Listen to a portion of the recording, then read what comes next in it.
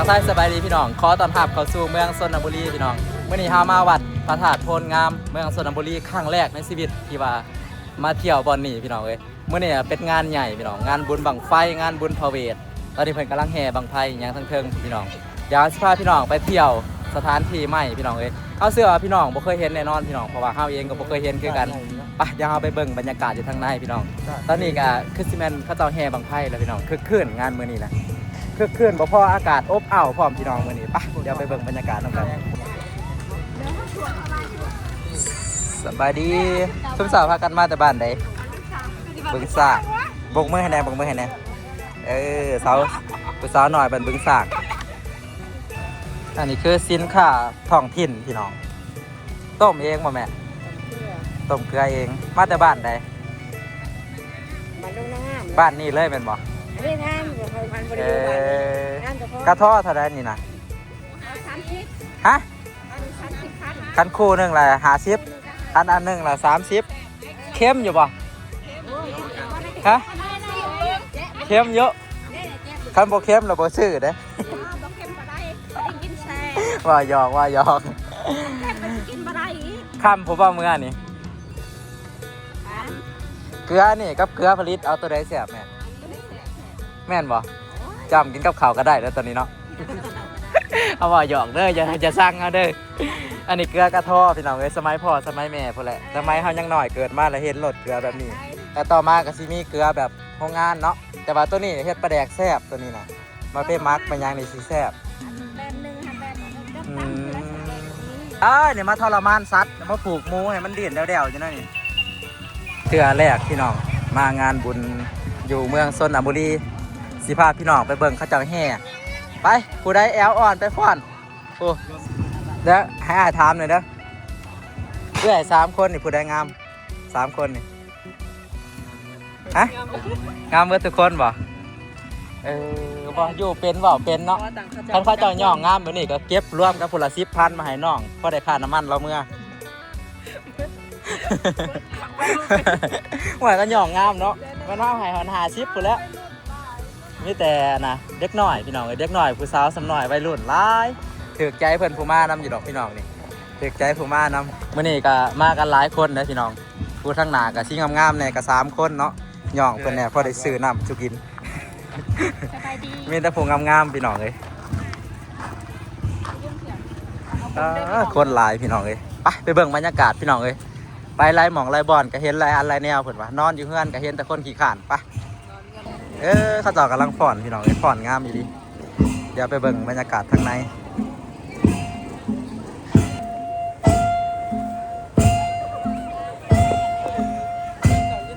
ก็ผ่อนงามแท้ห่อนอยู่บ่มาแต่ห้องเฮียนได้นี่มส.บึงสาง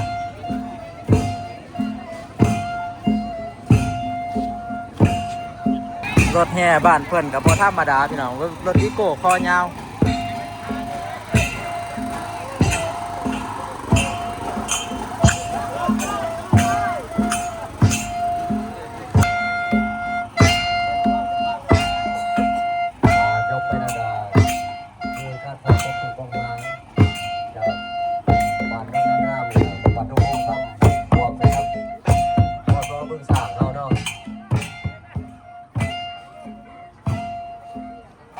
เบิ่งกะหลายพี่น้องเอ้ยคนดังกันมาเจ้าถิ่นเนาะเมืองซนสาวทิพย์พี่น้องเอ้ยกับทีมงานเพิ่น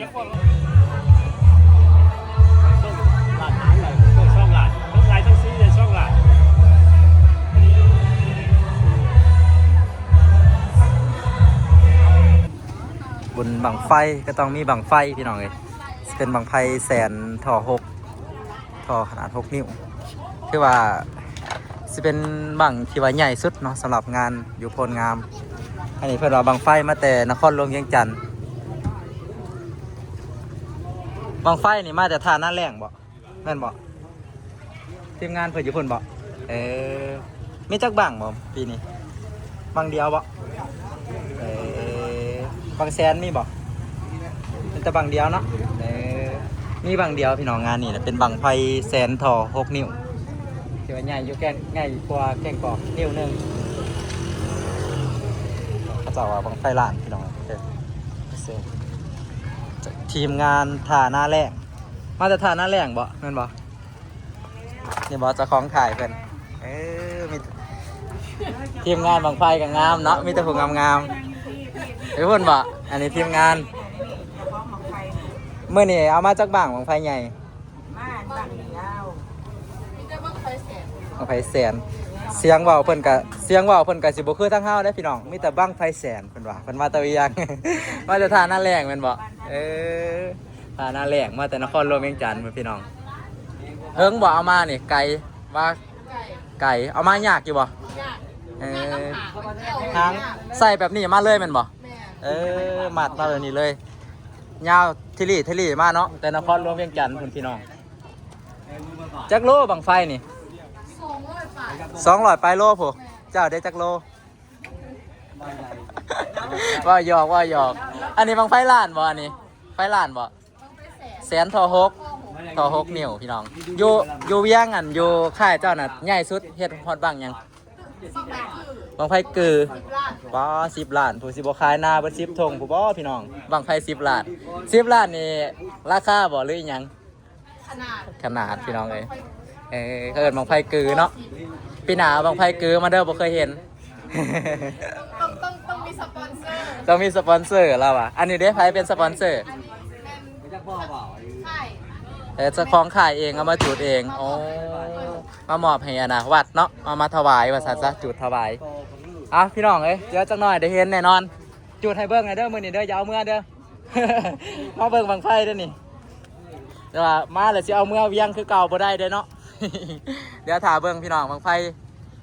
ทอหกเนาะบ่เคยมีเด้อพี่น้องแถวนี้ก็สิเป็นงานแรกที่ว่ามีทอหกอยู่เมืองชลบุรีซื้อขายเพิ่นไว้ขายบังไฟถ่าหน้าแรงสัญลักษณ์แม่นทุ่งลาวแม่นบ่ปีแรกนี่เพิ่นก็ให้บังไฟ10 ล้านไปจูดอยู่เมืองเพื่องพี่น้องแต่ว่าเฮาไปบ่ได้มันไกลแฮงบ่มีค่าน้ำมันรถ บ่มีเงินซื้อน้ำมันไปบ่ได้พี่น้องหาสปอนเซอร์บ่แม่นละ นี่จะต้องมีสปอนเซอร์ไปเลย โอเคถ่าเบิ่งพี่น้องเอ้ยอันนี้เจ้าของขายพี่น้องขายบังไฟทาหน้าแรงเดี๋ยวสิถามอีพ่อเพิ่นว่าเพิ่นเฮ็ดบังไฟมานี่จักปีแล้ว จะ1,962เลย 1962ครูบาอาจารย์ได้เรียนมาแต่ไสบ่ ครูบาอาจารย์เพิ่นเป็นคนฟังนั่น อยู่จังหวัดหยัง อยู่จังหวัดอยู่บ้านสะไคร้หน้าไหมจังหวัดอุดร อยู่เรียนมาแต่อุดรพี่น้องเอ้ยเดี๋ยวถาม แต่ส ผ มั ล ย งาน ก่อนน่ะมันเป็นรถไฟเล่าไม้เชียนไม้ จะซื้อนั่นได้บ่เรื่องถามซื้อซ้ํ ซื้อที่พึ่ง ตูเพลงเนาะพี่น้องเจ้าของไข่บังไฟทาหน้าแรงพี่น้องถือว่าเป็นไข่บังไฟถือว่ามีชื่อเสียงอยู่ทางนครหลวงเวียงจันทน์ บูนั่นนครหลวง เป็นก่อนหมดเลยโอเคขอบใจด้วยพ่อขอบใจเด้อเรือจากหันก็สิเป็นบังไฟน้อยพี่น้องเอ้ยสิบังไฟ3 โล 2 โลบ่โลนึงบ่ประมาณนี้เนาะเท่ากับโอ้โหขนาดพี่น้องเอ้ย6 โลตัวนี้เด้ตัวนี้เกือบบังไฟหมื่นเนาะทอ3 นิ้วเนาะคือว่าบังไฟกับร้ายเติบพี่น้องเอ้ยงานนี้นะจวดจัดแน่นอนมีราคาเนาะ600,000พี่น้องตัว400,000ก็มีตัวใหญ่นี่บ่โหเท่าใดเพิ่นบ่ได้เขียนใส่พี่น้องเดี๋ยวถามเบิ่งพี่น้องจักหน่อยเพิ่นจุดให้เบิ่งบุญมื้อนี้พี่น้องมีลำวงมีหมอลำเรื่องให้เบิ่งพร้อมพี่น้องเอาใจเบิดนะผู้ใดมักลำวงก็เข้าลำวงใครมักลำเรื่องก็เบิ่งลำเรื่องป้อนมาไกลปานนี้ก็ยังเห็นคำแก้วดวงใจประกายฟ้าคิดว่าลงแต่แถวบ้านเฮาพี่น้องทั้งพี่เพิ่นก็มาลงให้คือกันป้าพี่โถมาจนฮอดเมืองชนพี่น้องหมอลำลาวใต้ได้พี่น้องเพิ่นมาแต่ใต้ฮะสระอำเสียสัมบ่ขนาดสระอำเสียข่อยยังอ่านได้คำแก้วดวงใจประกายฝ่าพี่น้องเอ้ยมาแต่ภาคใต้มาแต่มือได้นี่นะมาฮอดแต่มือได้นี่มามือเศร้านี่บ่มาก็ฮอดบางได้นี่เอาขึ้นแสดงเลยจะหน่อยมันบ่ ไปทั่วที่แบบนี้เนาะ ตั้งแต่พูดแล้วพี่น้องตั้งแต่ภาคใต้มาทั่วเบิดเนื้อก็เคยขึ้นอยู่บ่ขึ้นเนื้อลงใต้เนาะอยู่ภาคใต้นี่หมอลำเรื่องลายพี่น้องเลยเพิ่นเก่งเรื่องศิลปะการฟ้อนการลำพี่น้องเอ้ามือแรงผู้ใดมักเบิ่งหมอลำมาเบิ่งพี่น้องนี่คือเพิ่นมาแบบเต็มวงเลยแม่นบ่ประมาณจักล้านพอเต็มวง30 ปลายล้านพี่น้องไอ้ปลายมันนี่ขึ้นกับระยะทางเนาะกันไกลกับบวกค่าน้ำหมอกน้ำมันพี่น้องเลยโมแม่นว่าอยู่เวียงจันทน์พวกกับ30 ปลายล้านก็บ่ได้แล้วเนาะน้ำมันมันแพง แพงบ่พอหาเติมกับบ่ได้อีกเดี๋ยวนี้พี่น้อง เอ้าอันนี้คือหมอลำเรื่องพี่น้องเราส่วนลำวงอยู่ทางพุ่นมื้อนี้มีอันคอนเสิร์ตเขาเอิ้นว่าบ่อนม่วนบ่อนซื่นสำหรับวัยรุ่นมีวงดนตรีพี่น้องวงดนตรีบักใหญ่ๆผู้ใดว่ามักม่วนมักเต้นมักฟ้อนมักลำอยู่นี่มีวงดนตรีพร้อมพี่น้องเลยงานเดียว2อย่างทั้งหมอลำทั้งคอนเสิร์ตซ้ำซีเต้นพี่น้องเลยวัยรุ่นแถวนี้เพราะว่ามันมีครบเบิดมื้อนี้เดี๋ยวไปเบิ่งก่อนว่าเพิ่นเฮ็ดจังไดวงดนตรีทางเช่นนี้ไปไสบ่ถามแหน่บ้านหยัง ไปเมืองพอง เมืองพอง เมืองเทพ เบอร์บัดดงเทพทั้งนี้เนาะเมืองพองทั้งนี้อ๋อถึงเจ้าได้บ้านเด้ ปัตตานี ถนนโพนตาลพี่น้องแม่นบ่ถนนโพนตาลบ่ถืออยู่บ่ถือทางสายแยกพวกแม่นบ่มาเพิ่นมาซื้อลูกศิษย์ จ้าอุตสาหกรรมพุทธตลาด สาวถนนโพนตาลไปเดี๋ยวไปรอเบิ่งนะพุ่นอ๋อมีหมอลำเรื่องมีหมอลำเนี่ยยังมีบ่อนหาเงินอีกได้งานนี่ ผู้ใดอยากได้เงินหลินบุญเอาลี่น้ำก็มีบัดนี้ โอ้ยไฟมันเฮ็ดบ่เฮ็ดสมบ่ได้ บ่อนหาเงินหลินบุญพี่น้องเดี๋ยวสิลองหาน้ำเพิ่นเบิ่ง ไฟมัน ว่าสิมานอยู่บ่อ่ะลองลงคันขากเบิ่งพี่น้องมื้อนึงสิออกอยู่บ่เจ้าลงอิหยัง ลงนี่ โอ้ยหมากน้ำเต้าสงสัยหิวน้ำอยู่จากลงหมากน้ำเต้า 30 ก็ได้ลงไก่จะมากินต้มไก่เอาดึงคันพร้อมแล้วกะดึงเอาคันขากให้หน่อยเด้อแล้วยังข้างนั้นยังลงอยู่คันขากหรือกบวะกบเนาะพร้อมแล้วบ่เอามือขึ้นเด้อคันขากโอ้ยหมากน้ำเต้าเจ้าคือบ่บอกขอยมันสิออกน้ำเต้า เต้าอีนี่ ป่าตายแล้วเดี๋ยวนี้คันขากบ่มาซ้ำ เต้า2ต่อ โชคดีเด้อโชคดีเด้อผู้รุ่นโชคทั้งหลายไปก่อนค่อย คันขากก็บ่ออกจ้อยมาเบิ่งผู้สาวเมืองซนกับพี่น้องผู้บ่าวผู้สาวเมืองซนเขาว่างามเด้ผู้บ่าวผู้สาวเมืองซนนี่จักเขาสิตัวหรือสิอิหยังมาเบิ่งตัวจริงก่อนพี่น้องเพิ่นจะมาแต่บ้านใดฮะบ้านหยังซะบ่ มันน้องคือ ความจริงก็ได้ยินแล้วแหละทางจะให้เว้าใหม่ซื่อๆ มาแต่บ้านน้องผือป้าพี่น้องเอ้ยผู้สาวบ้านน้องผือมาเบิ่งบังไฟหรือมาเบิ่งผู้บ่าวก็มาเบิ่งบังไฟแล้วแนมเบิ่งผู้บ่าวบ่ได้แล้วเนาะประซ้ำ50%แล้วเบิ่งผู้บ่าวโอ้ยพอมาตั้งอยู่ห่างบังไฟเอาโบกมือใส่กล้องให้นะไอสิไปเลยโอเคขอบใจเด้อโอ้ยมันรักอายผู้บ่าวไปจักนี่เคินผู้บ่าวไปจักไอ้ซอยเห็นไหมสุภาพบุรุษน่ะโอ้ยพี่น้องเลยผู้สาวสะดุดความหล่อผู้สาวสะดุดความหล่อผู้สาวสะดุดความหล่อเลยเห็นอ้ายนี่ละหล่อโพดเนาะก็เลยตกใจค่าขี้ดินเห็ดอ่างๆอยู่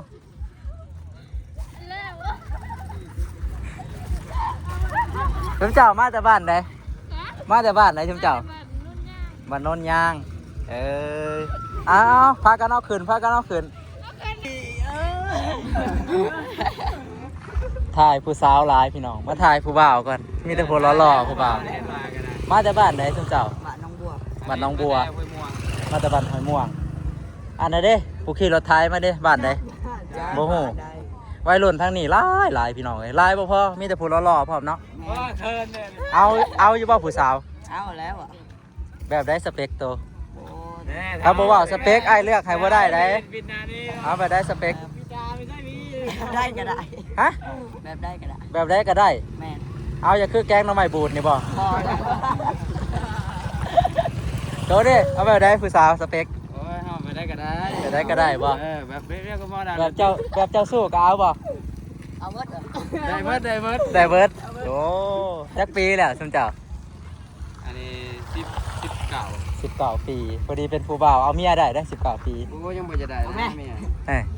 เอา แล้วกูได้สิมาเอาติ แนมหาผู้สาวบ่มีทางนี้มีแต่ผู้บ่าวทางนี้ สภาพเบิ่งเหรอ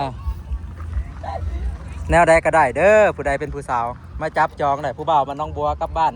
ไอ้ม่วง บ้านห้วยม่วงพี่น้องเลยลมหัวกุดเฮ็ดผาตังแหละพี่น้องทั้งพุ่นมันห่อนมันเอาผู้สาวกายคือเบิ่นเอาบนบ้านนี่คนมาหลายสิถามอีแม่มึงเรามาแต่บ้านใดมาแต่บ้านได้แม่ มาแต่แซงเจริญ3พุ่น แสงเจริญ3มีแสงเจริญจักแสงเจริญ 3 2ก็มีบ่ มี 1ก็มี มี 3นี่คือสุดท้ายแล้วแม่นบ่ แม่น อ๋ออย่าว่ามีฮอด4ฮอด5มาเบิ่งบังไฟแม่นบ่ มาเบิ่งลำเลือง เบิ่งลำเรื่องพร้อม เรื่องบังไฟพร้อม จักโมงเมื่อนี่ ประมาณ4โมง5โมงพุ่นแหละ ปาด4โมง5โมงเช้าพุ่นเอาที่นอนมานำบ่ มีหลายแนวเบิ่งพี่น้องเอ้ยแม่นความอีแม่เรามาเทื่อเดียวมันคุ้มเนาะไปจักหมอลำเรื่องไปจักบังไฟเนาะเที่ยวให้มันม่วนเด้อแม่เด้อคอยสนใจอันกอกยาเจ้านี่ จะเอาใหม่จะเอาใบยังทำ ไม่แก้ลูก ใบยังครับบ่ ไม่แก้ ตัวเขาเอาไปห่ออันยานางน่ะบ่ ไปต้องแก้ในให้น้า เฮ้ยนี่ต้องแก้แค่นี่ลูกนี่ โอ้ยบ่ได้ยากไปซื้อไก่เนาะ บ่ลูก ดึงเอาน้ำปลาโลด สำบายเว้ย สบาย ยากระปุกเองแม่นบ่ บ่แล้วลูกชื่อเอาแล้ว โอ้ยยันวัดเอาแบบธรรมศาสตร์ไปเลยเอาเที่ยวให้มันม่วนเด้อ เอามาจูดไปไหนพี่น้องเขาดอกไปลูก5,000 บาทพี่น้องเขาดอก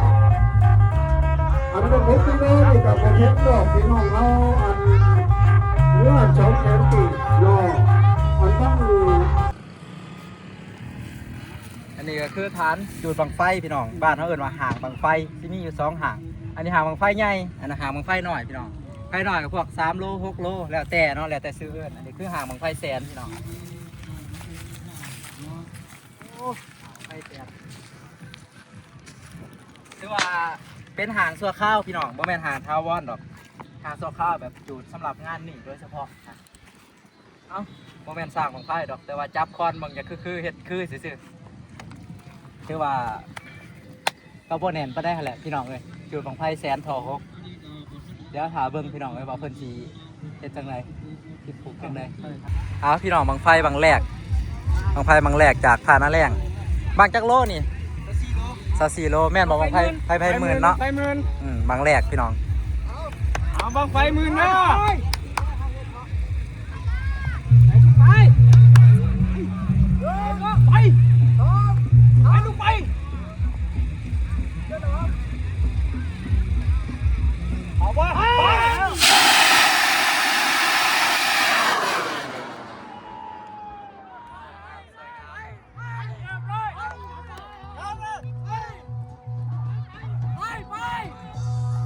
อ๋อขึ้นสูงอลิพี่น้องบังแรกก็เคยเห็นบังไฟจากเวียงจันทน์พี่น้องขึ้นสูงคักอลิใส่กี่โตวมันเป็นยังพอ มาบ่อยไฟหลากไว้ มอยไฟใหม่ไว้เนาะ บ่อยไฟใหม่ไว้บ่อยมันลวกไปซะ กี่โตวนี่เอามาได้ใส่เอามาแต่ เอา เวีย แต่ ง น้องเขานี่แหละ น้องนาวัน อย่าเราเอามาแบบพิเศษเอามาแต่เวียง อย่าเรากี่โตวเวียงจันทน์บ่คือกับกี่โตวเมืองซนนะยันว่ากี่โตวเอามาแต่เวียงกับแน่เอามาแต่ใส่ก็ได้เนาะขอแต่เป็นกี่โตวเนาะพ่อ เขาจะบ่เป็นไส้ อันบ้างอันนี้ขั้นซ้ำนี่ขั้นเป็นเฮ็ดค้าเนี่ยเท่าไรพอเฮ็ดจำหน่าย 30,000เนาะบางนี่มัน8,000 6,000 8,000 ตัวนี้6,000 8,000เนาะตัวนี้30,000แต่งเมียเดี๋ยวผู้หนึ่งเนาะ โอ้ยที่2คนละกันเนี่ย ว่าหยอกเด้อว่าหยอกเด้องามเนาะบังไฟนี่เนาะขาเบิ่งพี่น้องเลยงามค่ะไปลิโอ้ก็เกี้ยงซื้อมาเนี่ยเขาบอกว่าหาสปอนเซอร์มา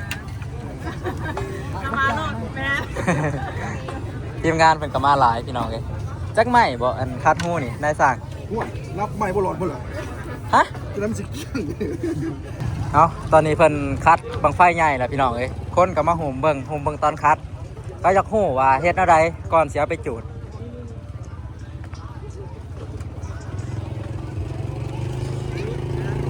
บังใหญ่ชุดแม่นบ่พอในงานนั่นนี่นะตัวนี้นะ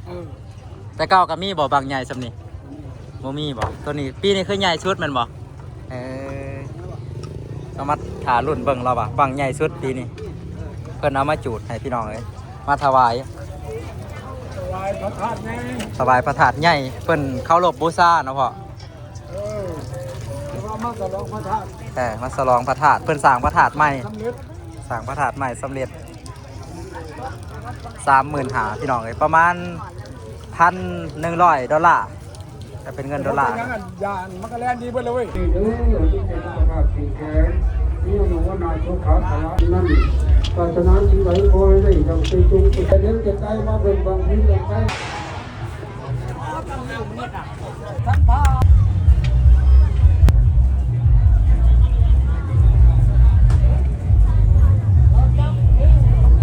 เรื่องทั่วๆบนนั้นแม่ยานเบิดจะบ่กินอยู่ดิสู้ซะเครื่องนี้ทั่วๆเลย สำหรับบางทีบางครั้งที่เดินขึ้นทางก็รีบแม่นครับ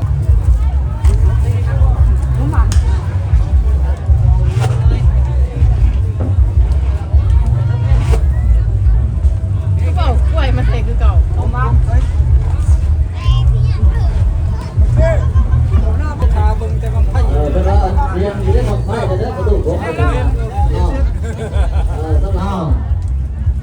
เอาวัดคำบุญเรืองเราเจ้าที่การวัดคำบุญเรืองตอนนี้กำลังขึ้นทางอยู่กรรมการยังเตรียมพร้อมอยู่เนาะงานทาหน้าแรงเฮาเนาะแล้วก็ทั้งในบ้านโบเรียนเนาะก็เอาขึ้นไปเลยเด้อบางสาเฮาเด้อโอ้ยแกงหางก่อนกันพอดว่าเนาะทั้งแนวห้องอ่านหัวได้นั่งลิ้นหางเอาวัดอยู่คือจิตแล้วไว้อย่าเราคนว่าเอาไปเลยเด้อบอกไว้แสนเอาเด้อซอยกันเด้อซอยกันเด้อ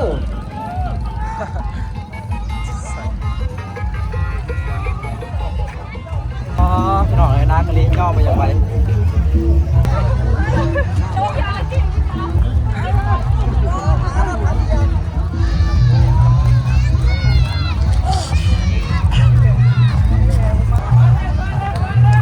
ย่อยกซอยไปนะยกซอยไปนะมุ้ยผู้ยกซอยเลยยกออกไปซอยนะครับยกซอยนะ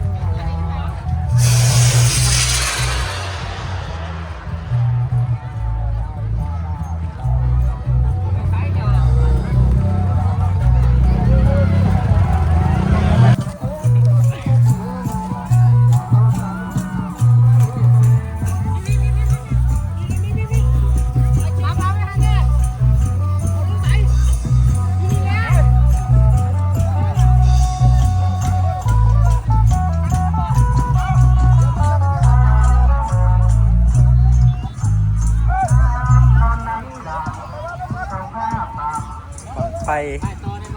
ใหญ่สุดในงานพี่น้องเลยคือบังไฟแสนขนาดเท่าหก เป็นอะไรเทียบหลังบ่ ไกลกันด้วยเนาะแบบว่าเขาบไดใส่รถมาขนาดนั้นไกลโพดเป็นบังไฟใหญ่พี่น้องเลยที่ว่าบรรยากาศตอนนี้ก็หยุดเปิดงานเลยผู้ใดก็จับจ้องสายตามาที่บังไฟแสนขนาดเท่า6 นิ้วพี่น้องเพราะว่าเป็นบังไฟที่ใหญ่ที่สุดเป็นไฮไลท์ของงานเลยตอนนี้ก็มีปัญหาหนึ่งเนาะพี่น้องเพราะว่าห่างบังไฟเนี่ยโมเมนต์ห่างมาตรฐานเป็นห่างแบบเขาเจ้าเห็ดเสือขาวเห็ดใส่ต้นไม้ก็เลยเห็ดให้ในการที่เอาบังไฟใหญ่ขึ้นนี่ก็ต้องได้จัดการพื้นที่เพื่อว่าให้มันเอาขึ้นได้สะดวก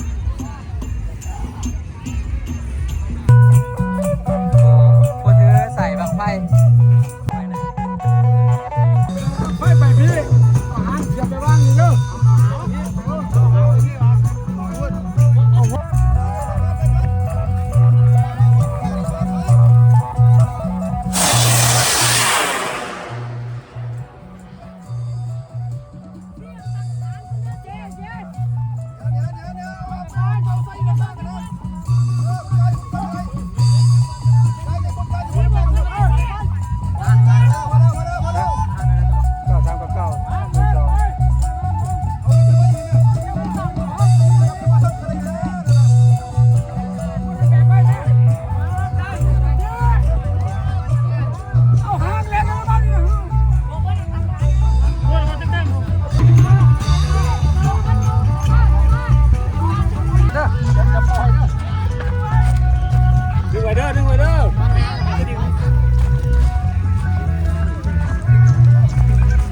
ถ่ายกันตัวหน่อยใช่ปะ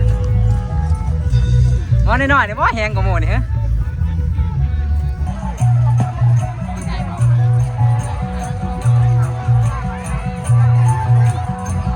ว้า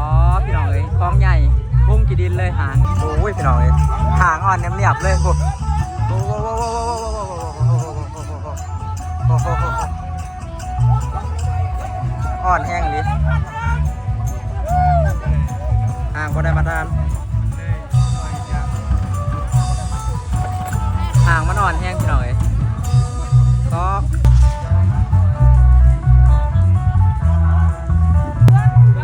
ท่ามกลางการเอาขึ้นแบบลำบากพี่น้องในที่สุดก็เอาขึ้นได้เกือบสำเร็จ100%ตอนนี้ก็เหลือแต่มัดหางพี่น้องแต่บ่ฮู้ว่าเพิ่นสิมัดแน่นหรือเปล่าเพราะว่าหางมันนี่บ่แม่นหางมาตรฐานเท่านะมันอ่อน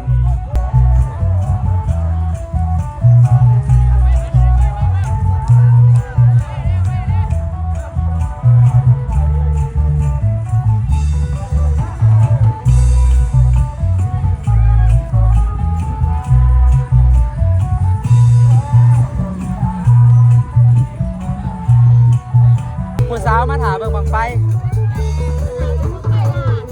ถามเบิ่งบังไฟใหญ่ โอ้ยเร็วประตูเร็วรถไทยประตูรถไทยหุบกัน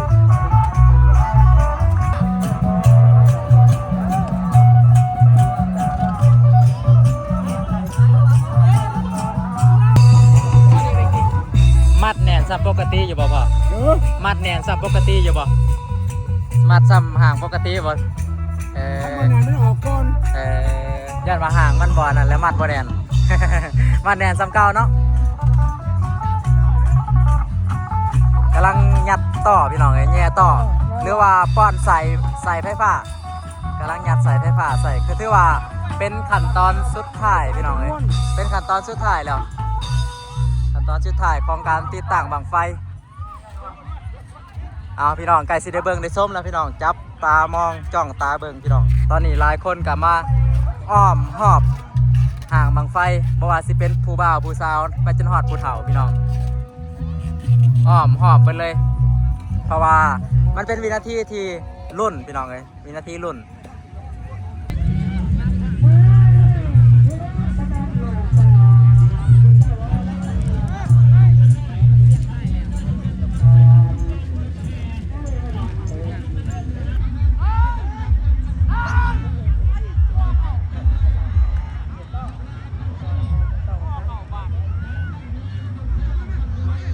พี่น้องรอบแรกที่ว่าสอดบ่เขาพี่น้องบัดนี้มาลองอีกเทื่อที่2พี่น้องบังไฟแซนทอฮกพี่น้องเอ้ยพร้อมแล้วพี่น้อง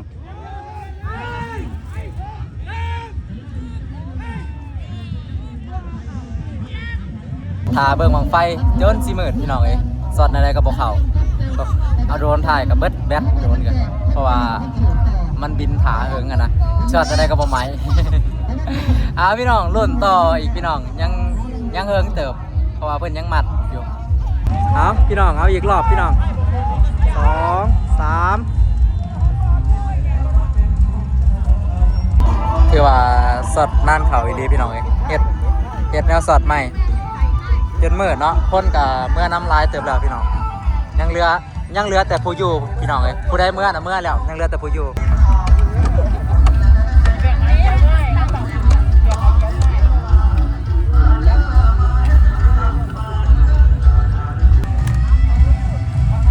เจ้าหมอไฟรถหุ่นไดสอดกัน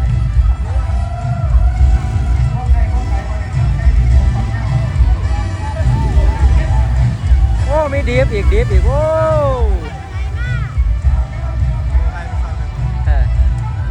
มารอบแรกครับปิ้นขางบนถึง เอายัดอีกรอบหนึ่งพี่น้องเอ้ยยัดต่ออีกรอบหนึ่ง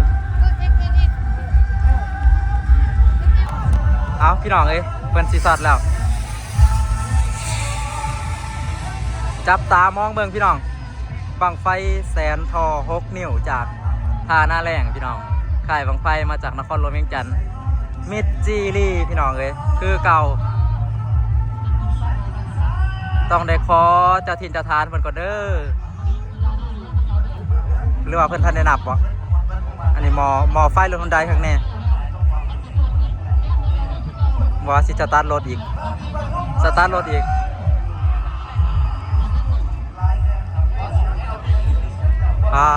พี่น้องหลายคนก็จับจ้องไปที่หางบังไฟพี่น้องเอ้ย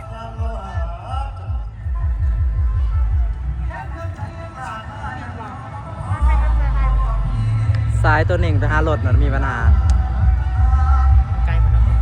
เขาแล้วว้าว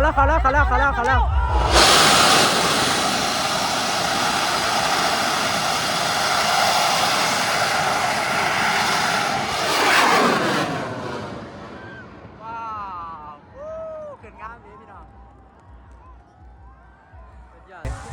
เกินงามแบบสมถาโดนนี่ดิบอกไปแสนจากนครหลวงเวียงจันทร์พี่น้องเอ้ยบอไปต่อตลอดอ๋อขึ้นสูงกันดิเสียงว่าเป็นบังไฟล้าน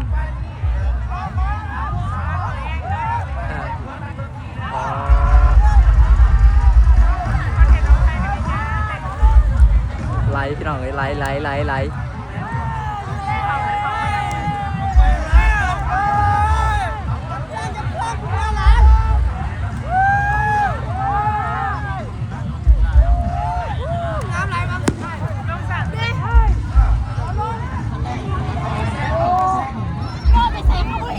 ได้พ่อประทับใจอยู่บ่บังนี่ ประสบผลสำเร็จอยู่เนาะขึ้นงามอีนี้เนาะแต่ว่าจะได้แต่ก็บ่ได้ลงไว้ปานใดเสียงแห้งว่าเป็นบังไฟล้าน มาเลยบัดนี้แปลกซ่าพอ มัน เป็นแนวได้ปีได้กับซี่หาสายคนไม่เข้าอ่ะ งามเลยโอ้เพิ่นเอาบังไฟยังบ่ลงเลย งาม บ่เคยเห็นบังไฟแต่ไฟล้านขึ้นงามปานนี้อ๋อตัวมันแต่ลงก็ยังงามนะ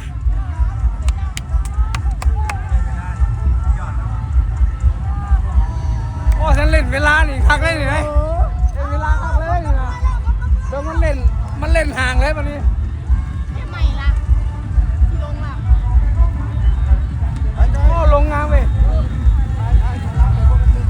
เพราะผู้ที่อันนี้แจ้งงานนี้มันยังมืดอยู่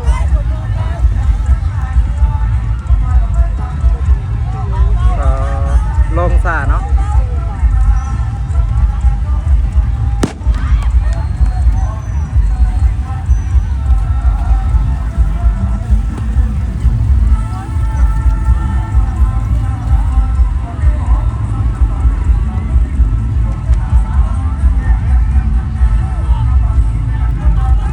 จักจือใส่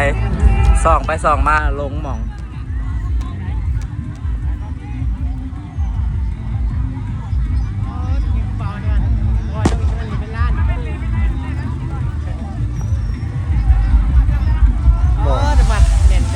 ประมาณ200 ปลายเนาะแห้งเลย